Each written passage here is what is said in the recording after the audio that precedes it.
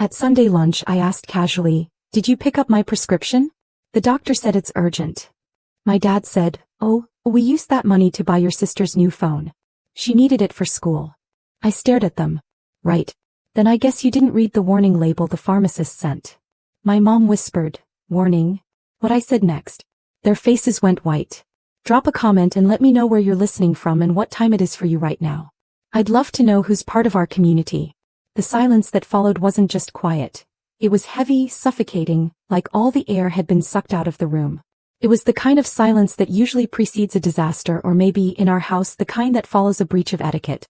My father, Michael, didn't look up from his plate. He sliced his steak with the precision of a surgeon, or perhaps just a man who believed that if he ignored a problem hard enough, it would cease to exist. My mother, Elizabeth, was already fluttering, rearranging the floral centerpiece, her nervous energy radiating off her like heat waves. "Natalie, don't be dramatic," Michael said finally without looking at me. "It's just medication. We'll get it next week." Chloe needed the camera kit for her vlog. "It's an investment in her future." "An investment," I repeated, the word tasting like ash in my mouth. "Yes," he said, finally looking up, his eyes cold and flat. "An investment. Unlike your constant medical expenses." I looked at Chloe, my beautiful golden sister. She was 19, glowing with health and vitality, completely absorbed in her new phone, testing out angles for her next video. She didn't even hear us. She didn't have to. In this house she was the art on the wall, to be admired and protected. I was the drywall, the studs, the insulation, necessary for the structure to stand but invisible until something cracked. I stood up. My legs felt weak, a tremor running through my hands that I hid by clenching them into fists at my sides. It was a familiar sensation, the physical manifestation of the neurological condition I'd been managing in secret for months. But this time the shaking wasn't just fear. It was rage. A cold, hard rage that settled in my chest like a stone. "Where are you going?" Elizabeth asked, her voice shrill. "We haven't even had dessert." "I'm leaving," I said. My voice was steady, surprisingly so. "And I'm not coming back until you explain why a piece of technology is worth more to you than my health." "Natalie, sit down," Michael commanded. "You are making a scene." "No," I said. "I'm making a choice." I grabbed my keys from the counter. They felt heavy in my hand, heavier than they should. I walked to the door, my footsteps echoing on the pristine marble floors. I didn't look back. I knew what I would see if I did. My mother's anxious face, my father's angry one, and Chloe, still oblivious, still perfect, still the center of their universe. I got into my car and drove. I didn't go to a friend's house. I didn't go to a park to cry. I drove straight to the pharmacy. The drive was a blur of white lines and red taillights. My mind was racing, replaying the conversation, dissecting it, analyzing it like I would a blueprint. "We used that money to buy your sister's new phone." It wasn't just selfishness. It was a statement of value. My health, my survival was worth less than $2,800. When I reached the pharmacy, my hands were shaking so badly I could barely get my credit card out of my wallet. The total flashed on the screen, $2,450. It was my entire emergency fund. Every cent I'd saved from freelance projects, from skipping meals, from walking instead of taking the bus. I swiped the card. The machine beeped. Approved. I took the bag with the vials of medication. It felt light, insignificant for something that had just cost me my safety net. I walked back to my car and sat there for a long time, staring at the steering wheel. I thought about the glass child syndrome. I'd read about it years ago in a psychology class. The sibling of a child with special needs, or in my case special status, who is looked through, never at. The child who is expected to be perfect, to be problem-free, to be invisible so the parents can focus on the one who shines. I had spent my entire life trying to be invisible. Trying to be low maintenance. Trying to be the good daughter who didn't need anything. And it had gotten me exactly nothing. I was transparent to them. But the thing about glass is that when it breaks, it becomes sharp. And I was done being smooth and transparent. I was ready to cut. I started the car. I wasn't going back to the house in Connecticut. I was going to my apartment in the city, the small studio I paid for myself, the one place where I was solid, real, visible. I had a plan. It wasn't a plan for revenge, not exactly. It was a plan for an audit. A structural assessment of the family I had been propping up for 23 years. I arrived at my apartment and locked the door behind me. The silence here was different. It wasn't the suffocating silence of the Connecticut house. It was a silence I had chosen. I sat down at my desk and opened my laptop. I pulled up the family's shared cloud drive, The one I managed because my father couldn't be bothered to learn how to organize files. I started looking. Not as a daughter but as an architect inspecting a building for faults. And I found them. Cracks in the foundation. Discrepancies in the ledgers. Money moving in ways it shouldn't. I saw the withdrawal for Chloe's camera kit. $2,800. And right next to it, a transfer from my own savings account to the joint family account, labeled utilities. I had paid the electric bill that month. I had paid for the lights that illuminated their perfect dinner. I kept digging. I went back 5 years. And there was a loss. A massive, gaping hole in the family finances. $185,000. Gone. The date coincided with a tech investment boom that had crashed spectacularly. My father had invested. And he had lost. I sat back in my chair. The pieces were falling into place. The tension in the house, the obsession with appearances, the refusal to spend money on anything that didn't contribute to the facade of wealth. They weren't just selfish. They were broke. And they were terrified. I looked at the medication box on my desk. The warning label stared back at me. Mandatory state reporting for hereditary conditions. I read it again. And then I read the fine print. Failure to treat. Neglect. Investigation. My phone buzzed.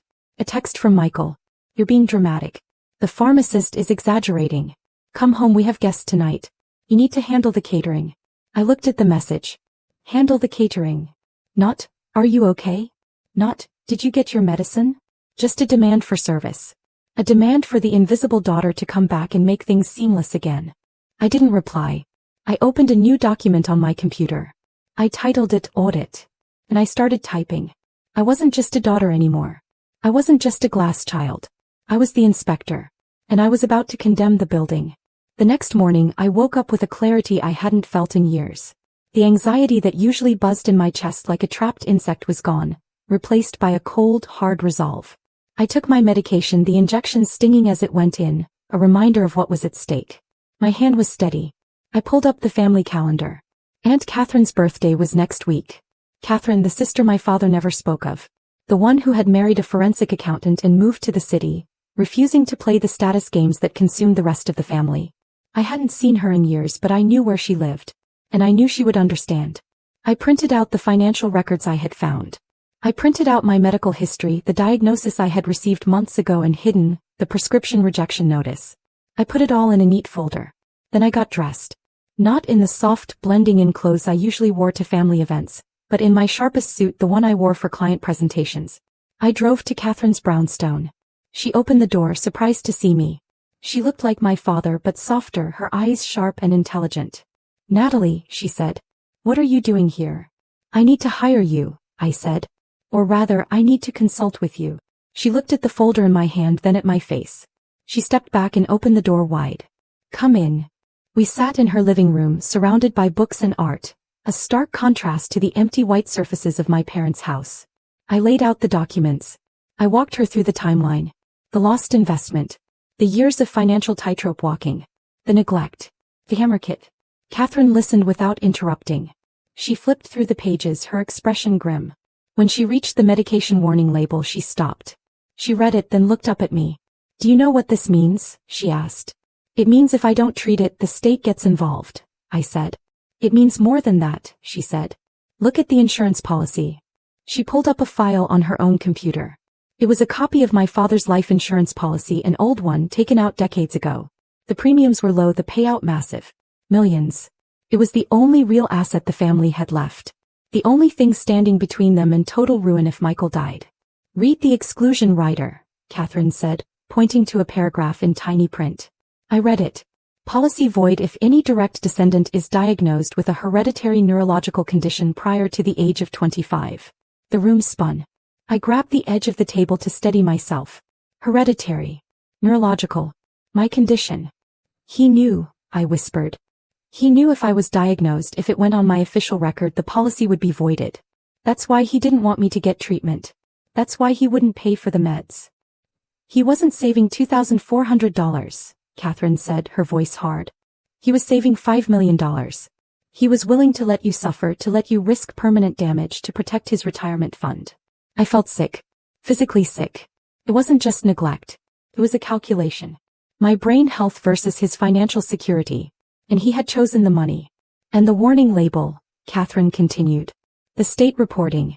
If the pharmacy flags this as critical non-compliance, it goes into a database.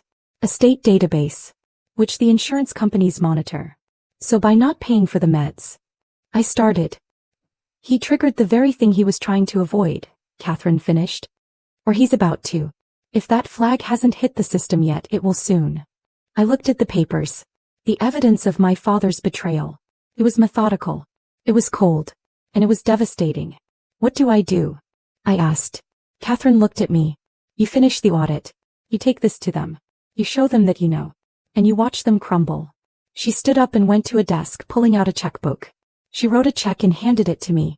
It was for $5,000. For the medication, she said. And for whatever comes next. You're not alone in this, Natalie. You never were. We let the glass get too thick. Take the check. I hugged her, holding on tight. For the first time in my life, I felt solid.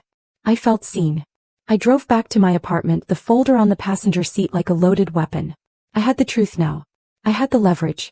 And I had a plan. I waited until Sunday. The day of the weekly family dinner. The day everyone would be there. I walked into the house, the key my mother had demanded I return still on my ring. The house was quiet, the air conditioning humming. They were in the dining room just starting lunch. Natalie! Elizabeth exclaimed, half rising from her chair. We were so worried. You didn't answer any texts. Are you ready to apologize? I walked to the table. I didn't sit. I placed the folder on the white marble in front of my father. I'm not here to apologize, I said. I'm here to update the ledger. Michael looked at the folder, then at me. What is this? It's the cost of doing business, I said. Open it. He opened the folder. He saw the bank statements, the medical records, the copy of the insurance policy with the rider highlighted in yellow. His face went gray. He choked out. You went through my private files. I manage your cloud drive, Dad, I said. Remember? You asked me to, because you couldn't be bothered. He looked at Chloe, then at Elizabeth. This is a misunderstanding. Is it? I asked. Is the $185,000 loss a misunderstanding? Is the clause that voids your $5 million policy if I get diagnosed a misunderstanding? Elizabeth gasped. She looked at Michael. Michael, is that true? He didn't answer. He just stared at me, his eyes filled with a mix of fear and hatred. You selfish little. He hissed. I did this for this family. For you. If that policy voids, we have nothing. Nothing. We are destitute. Do you understand that? So my health was the price of admission? I asked. My brain was the collateral? It was a minor condition, he shouted, standing up. You could have managed it. A little dizziness. Some tremors. You could have lived with it. But no, you had to be dramatic. You had to go to specialists. You had to get a paper trail. I have a degenerative neurological disorder, Dad, I said, my voice rising for the first time. If I don't treat it, I lose motor function. I lose cognitive ability. I lose me. And you knew that. You knew it and you didn't care. I care about keeping a roof over our heads, he screamed. I care about Chloe's future. She has potential. She's going places. You're just an architect. You draw lines on paper. She is a star. There was the truth, naked and ugly. I was the worker bee. Chloe was the queen. I was expendable.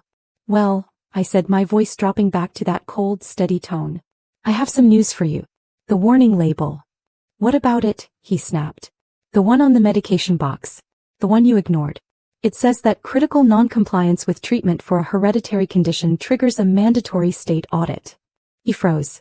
Because you didn't pick up the meds, I said. The pharmacy system flagged it. Automatically. It went to the State Department of Health yesterday. I got the notification this morning. I pulled a letter from my pocket and tossed it on the table. They've opened an investigation into medical neglect. And because it's a hereditary condition. I looked at Chloe. They've flagged all minors in the household for mandatory screening. Chloe looked up from her phone, her eyes wide. What does that mean? It means, I said, looking at Michael, that the state is going to test Chloe. And if she has the gene, which is highly likely, it goes on her permanent record. Immediately.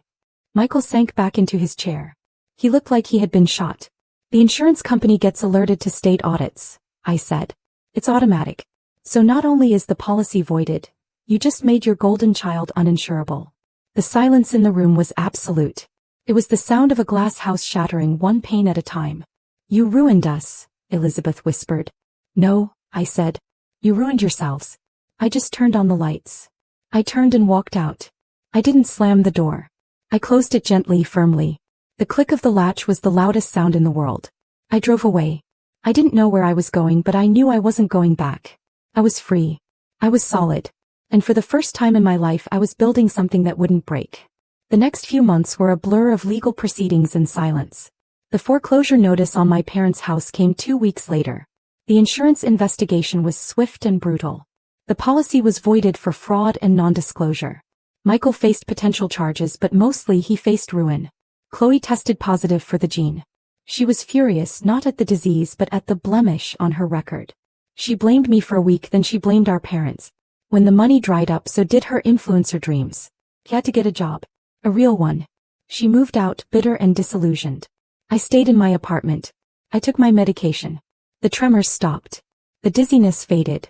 My mind was sharp, clear. I worked on my designs. I started a new project, a community center with walls of glass, but glass that was reinforced, strong, unbreakable. One evening I sat on my balcony looking out at the city lights.